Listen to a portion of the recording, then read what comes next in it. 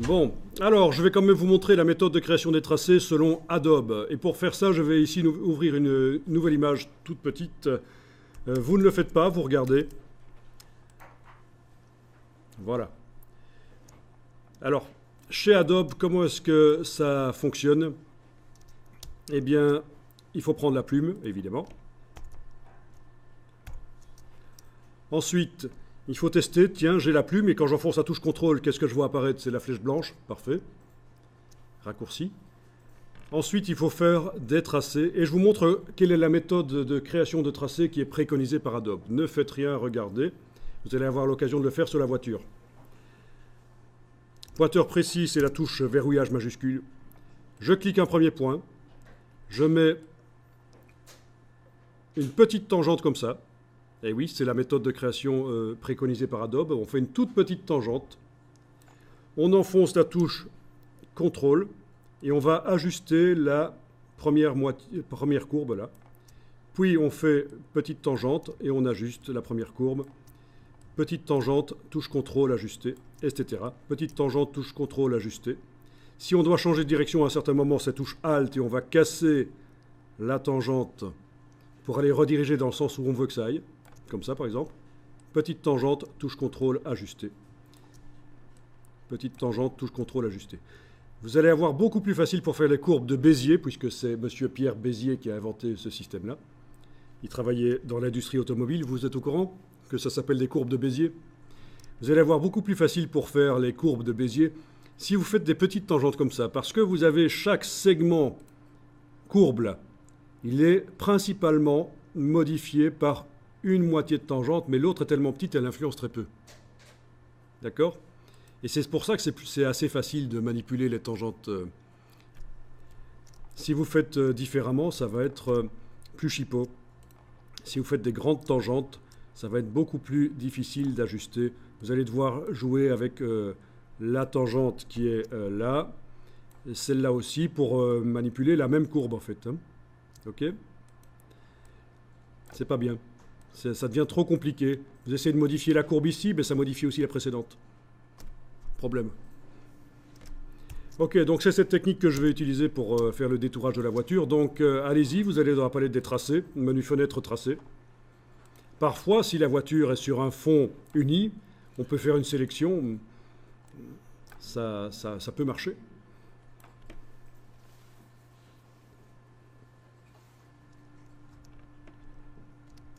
Ok, dans la palette des tracés, on va faire une vignette de tracé en cliquant sur le bloc de feuilles. Comme ça, on ne fait pas un tracé temporaire et il va être permanent. Parce que si vous démarrez la création du tracé sans avoir fait la vignette, il risque de disparaître. C'est un tracé temporaire. Alors normalement, ce genre de choses peut être fait assez rapidement. Je vais vous montrer rapidement la création du tracé ici. Ça demande évidemment un peu de temps, c'est certain. Voilà, donc remarquez que je zoome quand même assez bien et que j'utilise la barre d'espacement pour bouger l'image dans la fenêtre. Ok, ben, en plus de ça, éventuellement, je peux aller dans la palette des couches et enlever l'œil en face de la couche verte. Comme ça, peut-être que ce sera encore plus visible. Ok. Alors, c'est pas toujours évident de voir, mais surtout depuis que j'ai enlevé la couche verte, de voir cette voiture où elle s'arrête. Ok, ça va. Je vois que ça, c'est l'arrière de l'autre voiture.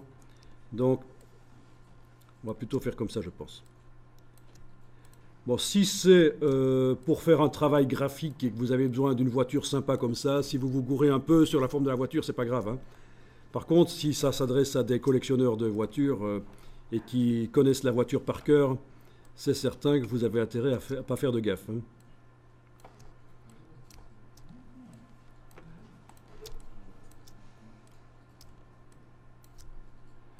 Donc, vous vous souvenez, petite tangente, touche CTRL, ajuster. En cas de changement de direction, touche Alt pour casser la tangente. Ne pas hésiter aussi à, si jamais on a cliqué à côté, il faut venir réactiver le tracé et cliquer sur le dernier point pour indiquer qu'on continue le tracé. Ça, c'est assez ennuyeux parfois. Le tracé s'interrompt. Il faut alors cliquer sur le dernier point pour indiquer qu'on continue le tracé. Alors, comme j'ai l'habitude de le dire, un peu pour rigoler, mais à moitié pour rigoler, c'est le genre de travail qui prend 5 minutes à un pro et 50 minutes à un débutant. C'est certain que faire des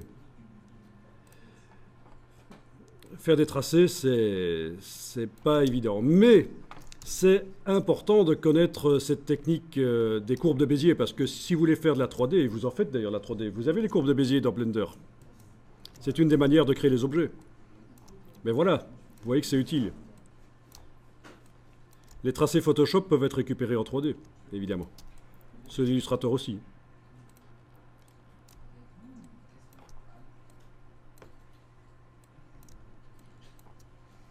Ok, là je me suis gouré, donc CTRL ALT Z plusieurs fois. Vous voyez, je me suis gouré.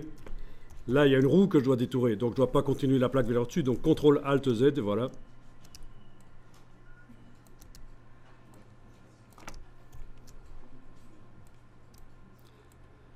Alors, il existe des entreprises qui vous proposent de faire les tracés pour vous. Vous allez les trouver facilement sur le web, il suffit de taper Clipping Path Service. Je vous montre ici. Parce que, bon, ça peut servir quand on a plein d'objets. Vous devez faire un catalogue d'objets, vous avez plein d'objets à détourer, parce que ça s'appelle le détourage. C'est ce qu'on fait ici. Hein. Plein d'objets à détourer, et non pas détourner, hein, parce que quelqu'un m'a dit un jour, comment est-ce qu'on fait pour détourner une voiture? Je pense qu'avec un bon pistolet, ça devrait le faire, mais non, c'est détourage.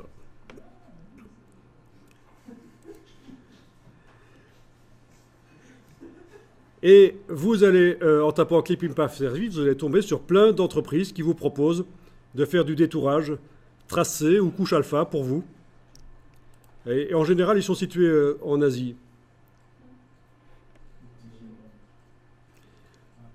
Ça coûte à peu près 5 $ par image. Ça dépend de la complexité. Vous allez voir qu'ils proposent, suivant la complexité, ils proposent des prix différents.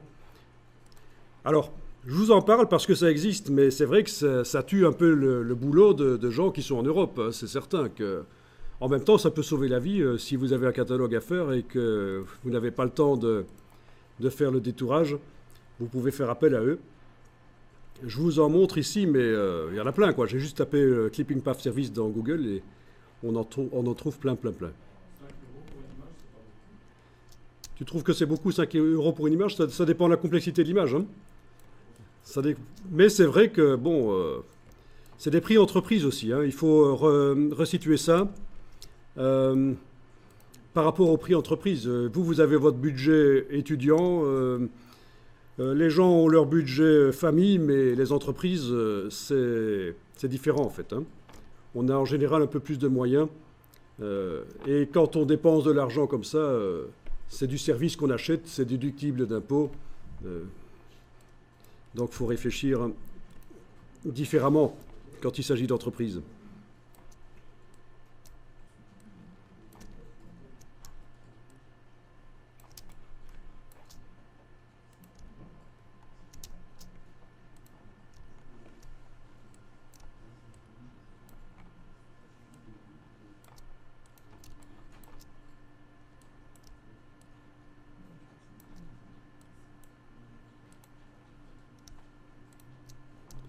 Ok. Bon, j'ai dû foirer à un certain moment parce que j'ai un premier tracé qui s'interrompt ici, en fait. Ah ouais.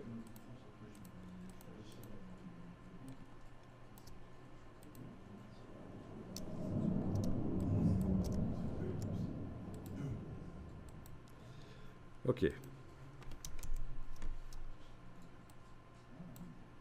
Bon, ça a l'air d'aller. C'est pas parfait, mais...